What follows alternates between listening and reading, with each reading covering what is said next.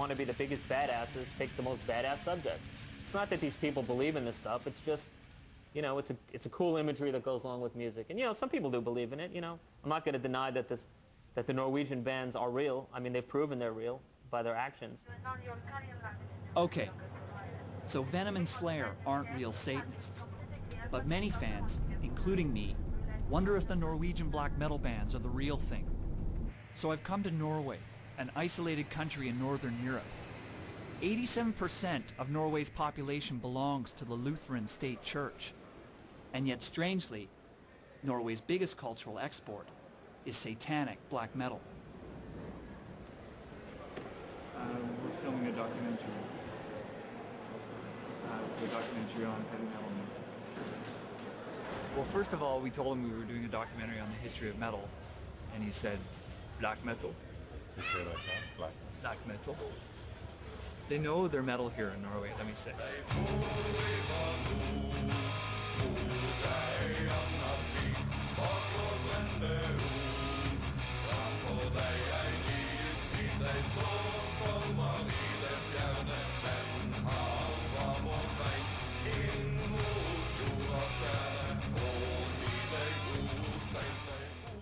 Like thrash, black metal evolved from punk and the new wave of British heavy metal, with additional theatrical elements borrowed from shock rock.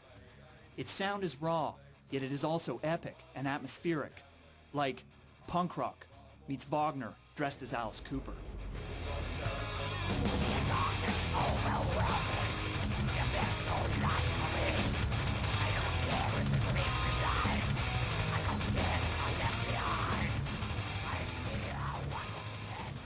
My journey takes me on an overnight train ride from the capital city Oslo to Bergen, a small town on the fjords of the country's west coast.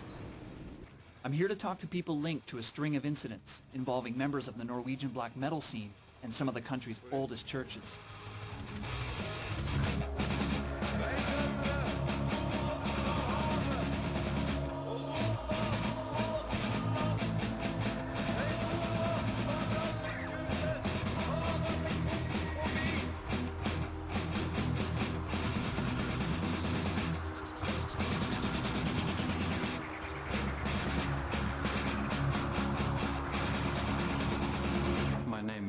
Rasmussen. I'm an assistant minister of this church, Åsane Church in Bergen, Norway. I had been here for 3.5 years when suddenly, the night before Christmas Eve, I received a call from one of my colleagues, and he told me the church is on fire. And I fell into shivers right there in my bed, and I dressed to go to the scene. And coming to the church, it was all flames. The firemen were trying to do their best to contain the damage. And we were there, the staff, looking at the flames, and the smell was everywhere, acrid and pungent. And the tower was still up when we arrived, but after some time, maybe half an hour, it fell heavily to the ground.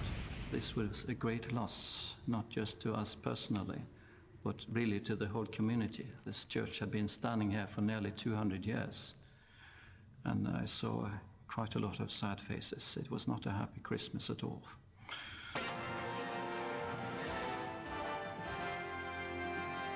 I satanistmiljøet I Oslo det nå frykt for nye drap etter drapet på den 25 år gamle. Varg Vikernes, the most notorious metal musician of all time, was implicated in a series of arsons that destroyed some of Norway's most treasured historic churches in the early 90s.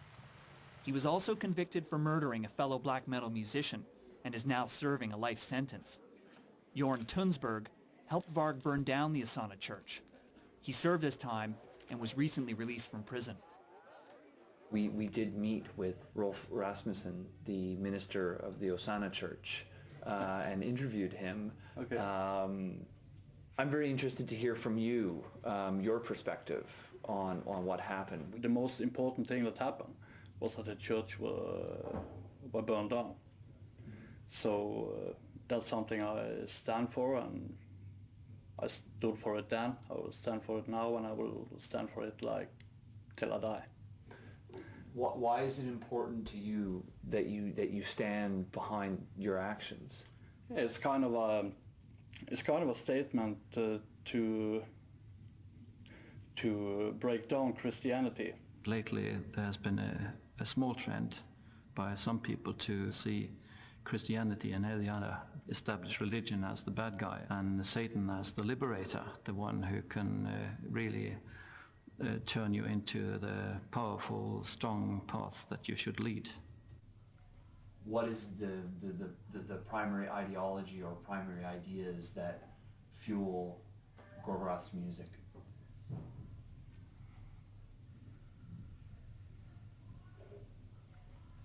Satan.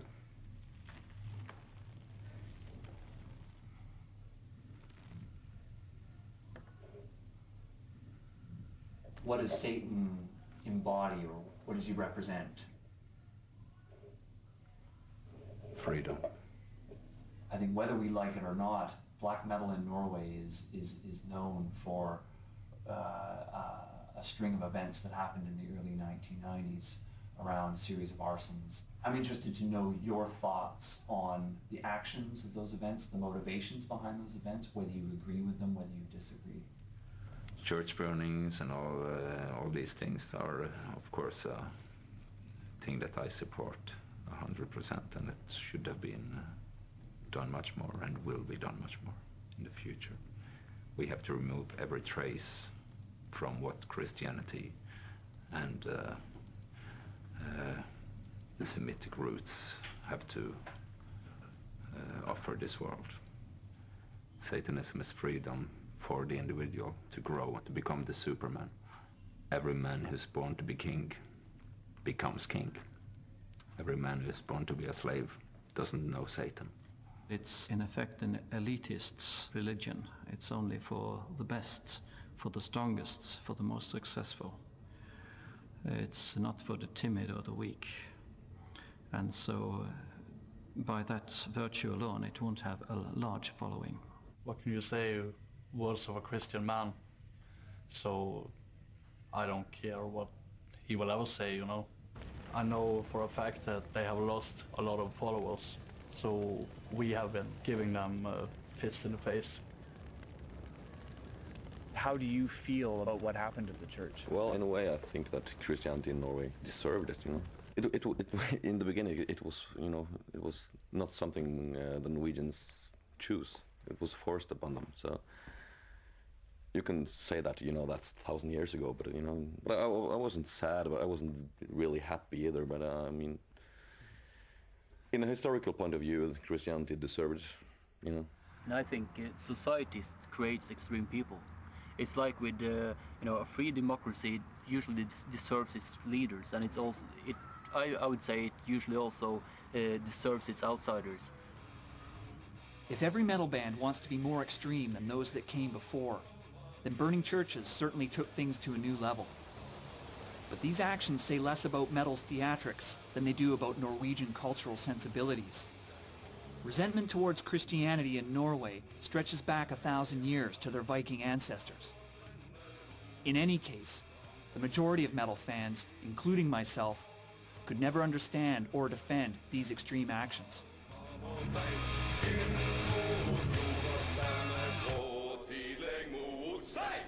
I love going to Norway and Denmark because I love picking up the black metal magazines. It's so Spinal Tap because each band is trying to be more wicked and evil than the other band, you know, and it's I can't turn the page without, you know, look at this one, you know, here's these guys in there, you know, and you know these guys when you meet them in the mall. They're, hello, Mr. Cooper, how are you? Nice to meet you. My mother's right over there. Could she have your autograph? I said, I thought you guys were like Satans or something, you know. It's like, well, yeah, we are, but you know.